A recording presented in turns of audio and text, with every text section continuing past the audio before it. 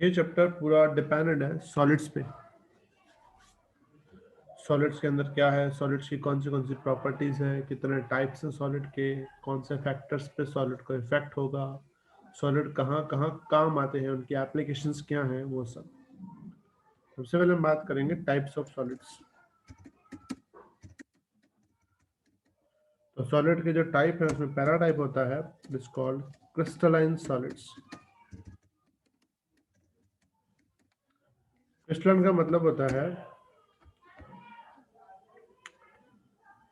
when in the arrangement of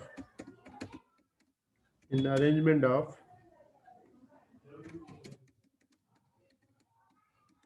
arrangement of constitute particles of of solids have long range order, then solid is known as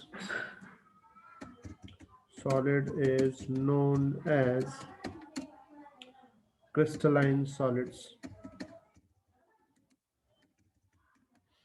कौन सा order? Long range order. यहाँ पे long range का meaning ये निकलता है कि atoms की जो डिजाइन है ना वो पूरे सॉलिड में सेम रहती है।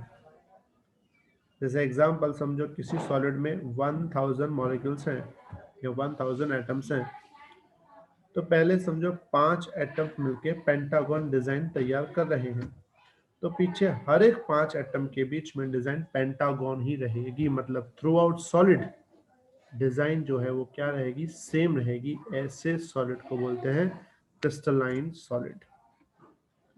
जैसे कि आजकल जो न्यू सोसाइटीज बनती है ना, तो उनके घर जो बंगले होते हैं वो सब सेम लगते हैं, एकदम सेम। पहला बंगला देखो, लास्ट बंगला देखो, तुम्हें बाहर का स्ट्रक्चर एकदम सेम दिखेगा। ऐसे स्ट्रक्चर को हम लोग बोलते हैं क्रिस्टल स्ट्रक्चर। तो क्रिस्टल का मतलब होता है जब डिजाइन तुम्हारी क्या हो, through out the solid same हो, उसे बोलते हैं क्रिस्टलाइन सॉलिड्स। क्रिस्टलाइन सॉलिड के अंदर 4 टाइप होते हैं अलग से। पहला होता है molecular solids, just like ice. इसमें मॉलिक्यूल के बीच में एट्रैक्शन बॉन्ड बनते हैं, और वो एट्रैक्शन बॉन्ड की वजह से ये मॉलिक्यूलर सॉलिड्स जनरेट होता है। But they are weak solids, ये वीक होते हैं थोड़े से, और इलेक्ट्रिकल कंडक्शन इनका लो होता है। सेकंड जो टाइप है उसे बोलते हैं आयोनिक सॉलिड्स, जिनमें आयोनिक बॉन्ड बनता है। आयोनिक बॉन्ड में एक एटम इलेक्ट्रॉन दे देता है दूसरे को, दूसरा वो एटम ले लेता है। जैसे कि बात करें NaCl,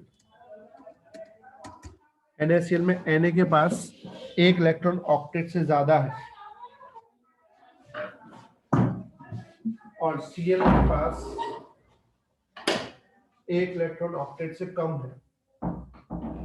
तो सोडियम के पास एक इलेक्ट्रॉन ज्यादा है, Cl के पास एक इलेक्ट्रॉन कम है, तो वो एक इलेक्ट्रॉन सोडियम जो है अपना Cl को प्रोवाइड कर देता है, और दोनों में एक बॉन्डिंग बन जाती है, जिसे हम बोलते हैं आयोनिक सॉलिड्स।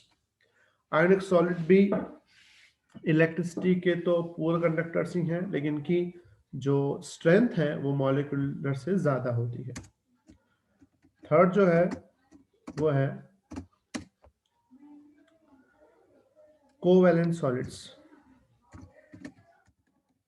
कोवैलेंट सॉलिड का मतलब होता है जिन सॉलिड के अंदर कोवैलेंट बॉन्ड बनता हो, जैसे कि सिलिकॉन, जर्मेनियम, ग्रेफाइट, ठीक है, उसके बाद आते हैं डायमंड, ठीक है। तो इन सब में इलेक्ट्रॉन की शेयरिंग करके बॉन्ड बनाते हैं, इसको हम बोलते हैं कोवैलेंट बॉन्ड्स। याद है सबको बेटा, ये क्लियर? चौथा जो है, fourth number, this called metallic solids. Metallic solids के अंदर मेटालिक बॉन्ड बनते हैं। जैसे कि मैं बात करूं एल्यूमिनियम, कॉपर, इन सब में क्या होता है, जैसे सपोज की बात करूं कि एल्यूमिनियम, तो एल्यूमिनियम में दो चीजें होती हैं, एक होता है एल्यूमिनियम +3 और 3 इलेक्ट्रॉन एक्स्ट्रा। एटम के अंदर क्या होते हैं, 13 प्रोटॉन होते हैं, 14 न्यूट्रॉन होते हैं, 13 इलेक्ट्रॉन होते हैं।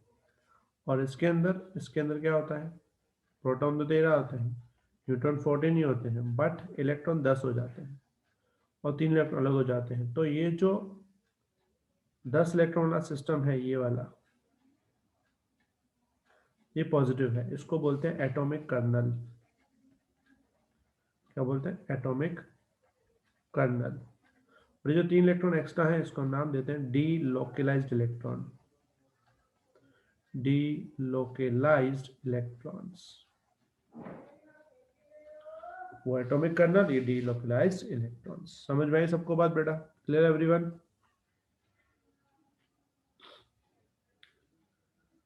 तो इन एटॉमिक कर्नल और डी लोकलाइज्ड इलेक्ट्रॉन में जो अट्रैक्शन बॉन्ड होता है, उस अट्रैक्शन को हम लोग बोलते हैं मेटालिक बॉन्ड। उस मेटालिक बॉन्ड से जो सॉलिड बनता है, उसे नाम देते हैं मेटालिक सॉलिड्स।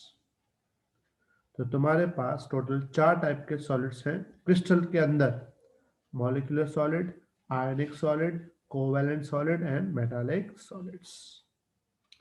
बेटा क्लियर एवरीवन? किसी को डाउट अभी भी? Anyone? No sir. No sir. ये था तुम्हारा नो सर। पहला क्रिस्टल सॉलिड। दूसरा होता है non crystal solids.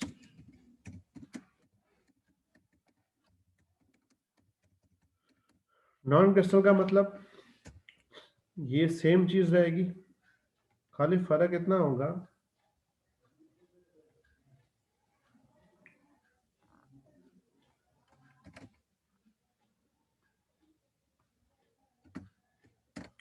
when in arrangement of constant particles of solids have long की जगह क्या आएगा, short range order, then the solids are known as non crystalline solids. अब शॉर्ट रेंज ऑर्डर का मतलब क्या होता है कि जो मटेरियल है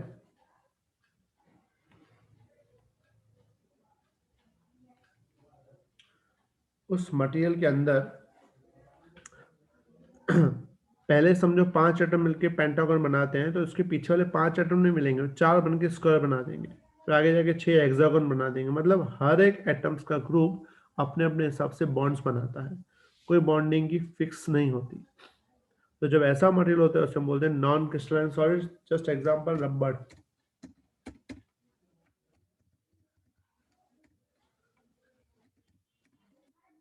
या फिर एक और एग्जांपल है, इट्स कॉल्ड वुड। ठीक है, तो इनमें जो डिजाइन बनती है वो क्या बनती है, अपने हिसाब से अलग अलग बनती है। ऐसे मटेरियल को बोलते हैं नॉन क्रिस्टलाइन सॉलिड्स। समझ में आई सबको बात?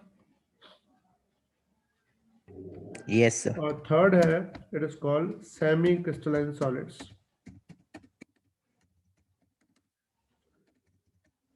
सेमी क्रिस्टल का मतलब तुम्हें समझ में आ गया, सेमी मतलब हाफ, हाफ का मतलब हाफ पोर्शन में क्रिस्टल जैसा स्ट्रक्चर एंड हाफ पोर्शन में नॉन क्रिस्टल जैसा। मतलब क्या बोलेंगे, when in the arrangement of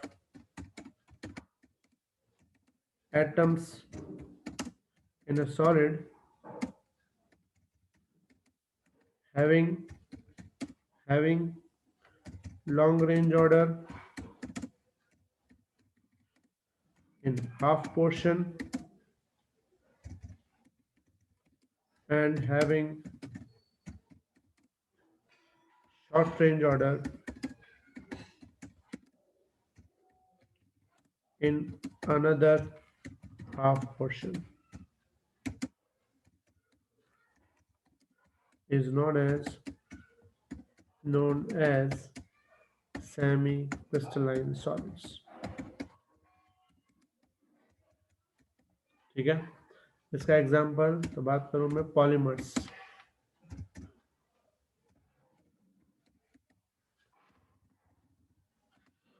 polymers मतलब जैसे पीवीसी पाइप यूज करते हैं घर में, तो पीवीसी पाइप कैसा होता है, बहुत ज्यादा स्ट्रॉन्ग भी नहीं होता आयरन की तरह, और बहुत ज्यादा रबड़ की तरह वीक भी नहीं होता। It's called semi crystalline solids. समझ में आया बेटा सबको? Clear everyone? किसी को डाउट? No, sir.